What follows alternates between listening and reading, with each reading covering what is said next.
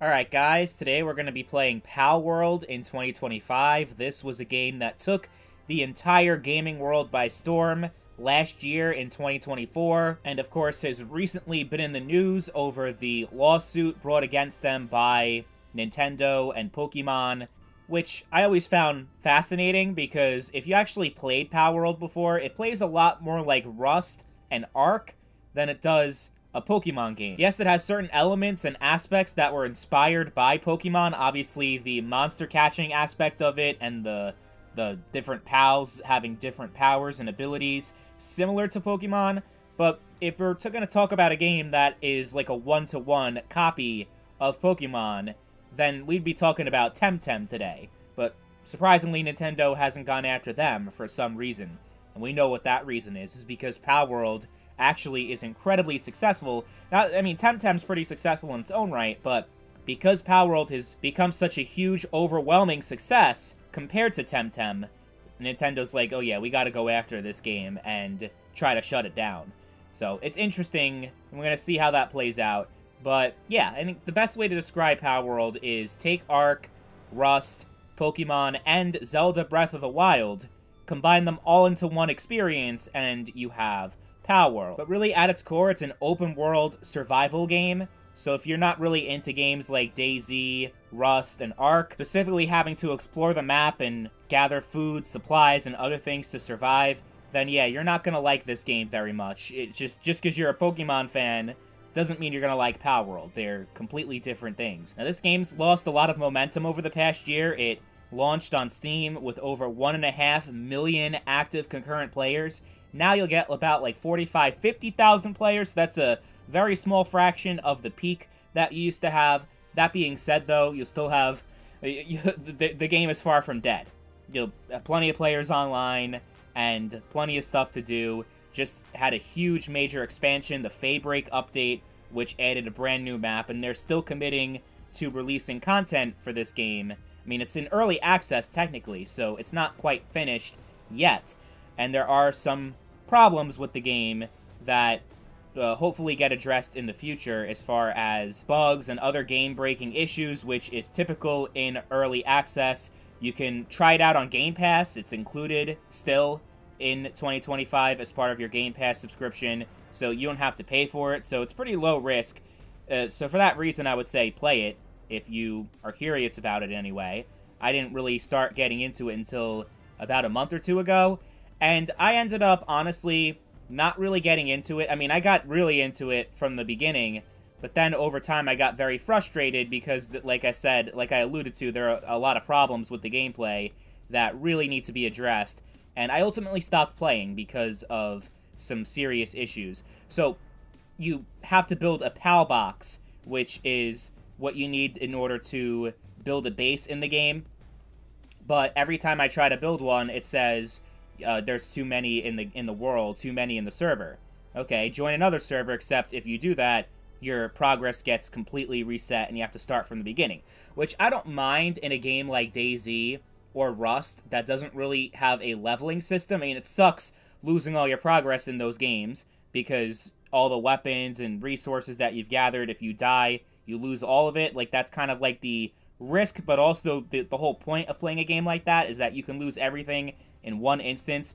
But in a game like Palworld that also has a lot of RPG elements, it has a skill tree, perk tree, level up, to start all over again is not something I'm willing to do. Now, obviously, if you die, then you lose everything. You can't get it all back, though. You can go to where your body was, and as long as another player didn't loot everything, you can get all your stuff back.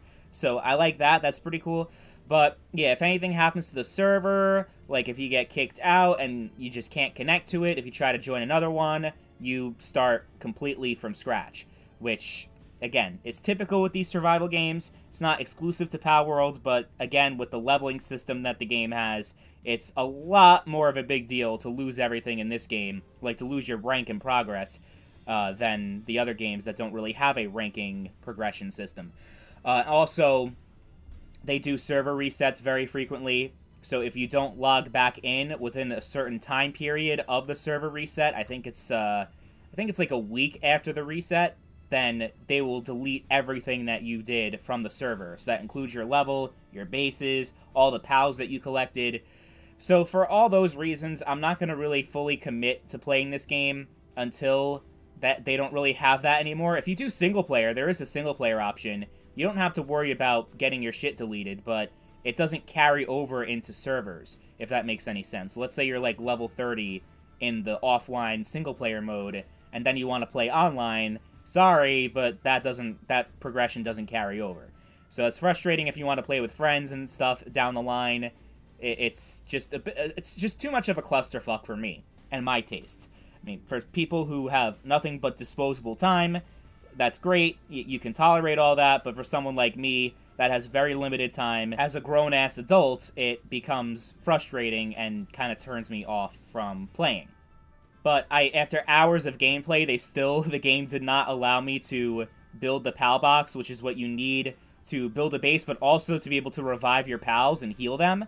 So I was just roaming around the world with, like, not being able to do anything else in the game, because the game didn't let me, because they're like, yeah, there's too many bases in the game, try again, try again, try again. And I kept trying again, and I wasn't. So if you're not going to let me play the damn game, I'm just not going to play it. So that's pretty much what ended up happening for me. I would have loved to get more into the game than I ended up being, but because of some gameplay mechanics and very questionable decisions that they made, I kind of got turned off pretty quickly.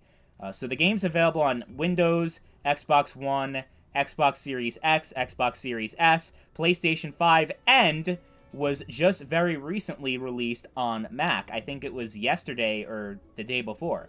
And there's not a lot of Mac games, but if you're a Mac gamer for whatever reason, then you can play this game, and it's probably one of the best games you can play on Mac OS. So, yeah. Notice I mentioned Xbox One, but not PlayStation 4. Yeah, if you're a last-gen gamer, Xbox One was the only platform it was released on. And as far as crossplay is concerned, you do not have that yet in Palworld. They say it's coming in a future update, so be mindful of that if you have friends that you have on different platforms. But it's interesting because, so if you have the Game Pass version on PC, you can play with Xbox players. So if you're on Xbox Series X, your friend has the PC version, but the Game Pass PC version, then you guys can play with each other. But if you have the PC Game Pass version and your friend has the Steam version, you guys cannot play with each other. So it's kind of complicated and annoying to figure out, but it's pretty, yeah, like just in general, there's no crossplay in this game, which I know is another thing that might turn people away. And I should mention, if you have the Xbox One version, you can also play with Series X and PC Game Pass users. So it technically is crossplay, but they're all considered part of the Xbox ecosystem, those three versions. So it's kind of crossplay, but kind of not. Like if you're on PlayStation 5, you can't play with anyone that's not on PlayStation 5. And if you're on Steam, you can't play with anyone outside of Steam. That being said, overall, I would recommend the game in 2025 if you're interested in this type of game, open world survival game. Just because you're a Pokemon fan doesn't mean you're gonna be all in love with this game and are gonna like just be addicted to it. It's completely different. Aside from what Nintendo's trying to say, that they're completely ripping them off, it is very different, and is still relatively in early stage developments. There's a lot of future potential that this game has, which gives you even more reason to invest in it in 2025, as opposed to an older game that hasn't been updated in years. So, yeah, overall I'd recommend it, despite my own problems that I have with the game. I'm not gonna let that tell people, like, oh, yeah, you know, you can't buy this game because I didn't like it, or I had a lot of problems with it. Like, yeah, you can try it out for yourself and see. I think there's a good chance that you might enjoy it yourself and have a lot of fun.